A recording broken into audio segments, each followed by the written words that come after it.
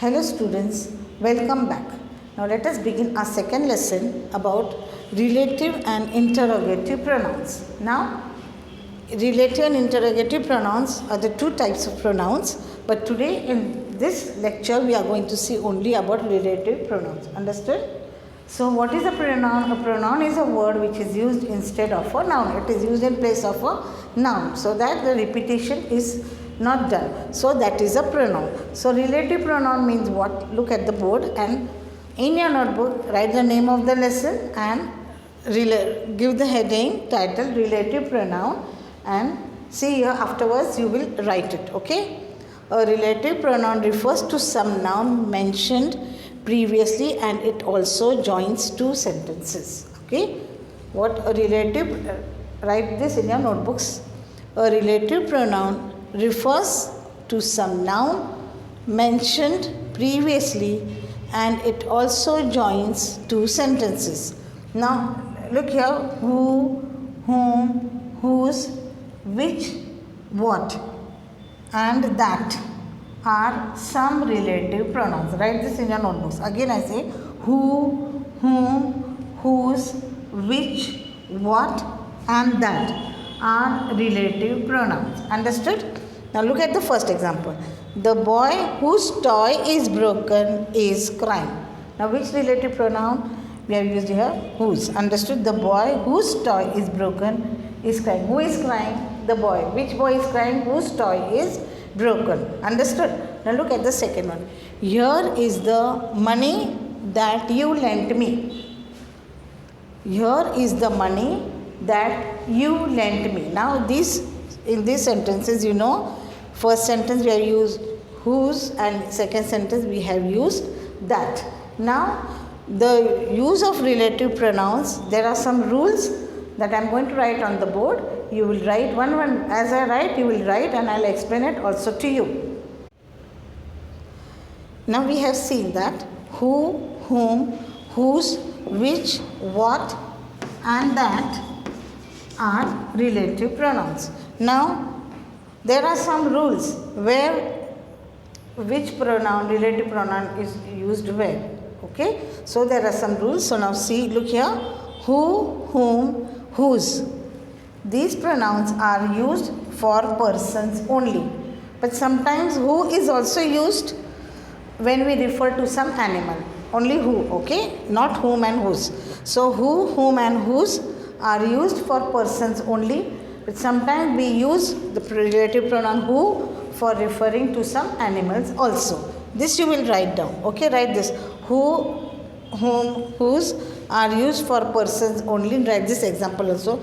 He is the person whose son got a gold medal. Then this is one example, another the same rule. Who is sometimes used for referring to animals also. Right, this is right here number 1. This is second. Who is sometimes used for referring to animals also. For example is what? Renu is looking for her puppy who is behind the stone. Now earlier what I told you? Who, whom and whose is used for persons only. But sometimes we use relative pronoun who when we refer to some animal also. After this take a pause. Yes. Now look at the third one. Third rule is whose is sometimes used for things without life. Means. Now look at the third rule.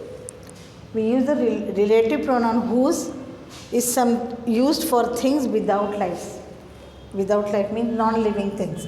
Whose is used with the things which do not have life.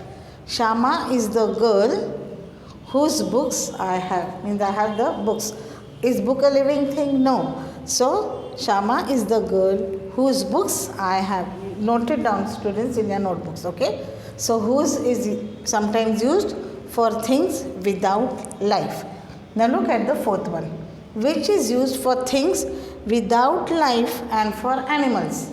Now which is also used for things without life and for animals. Means it is used for both living things and non-living things also. Okay, animals, especially animals and non-living things. Example is that I have found the pen which I had lost. Okay, I have found a pen which I have lost. Now look at the fifth one. That is often used in place of who, whom, or which. Now who, whom, or which, instead of this we use that. Not every time, but many times we use it. That is used in place of who, whom, or which, but never for whose. We never use that with whose. If whose is there, we have to use whose only. We cannot use that. But who, whom, and which, instead of these three, we can use that. But when whose is there, we cannot use that. Okay, so this always you remember. It is used for both persons and things. Now that is used, that relative pronoun is used for both persons and things also. This is the book that I told you of. See the example. This is the book that I told you of. And now look here. What refers to things only. We use the relative pronoun what when we are speaking about things. It might be anything, only things. Okay, only things. It is used when the antecedent means a thing that comes before another. Antecedent means what? A thing that comes before another. Is understood means and is equivalent to that thing. Equivalent means equal. Antecedent means what? A thing that comes before another, and equivalent means equal to. Is same, has the same meaning. For example, I mean what I say. Understood? Again I repeat. What refers to things only. Only to some things it refers. Only to things, not persons and all. It is used when the antecedent. Antecedent means what? A thing that comes before another. Is understood means we know that it is this way. What is it said? It is in this way. And is equivalent. Equivalent means equal or same to that thing. The example is I mean what I say. Understood?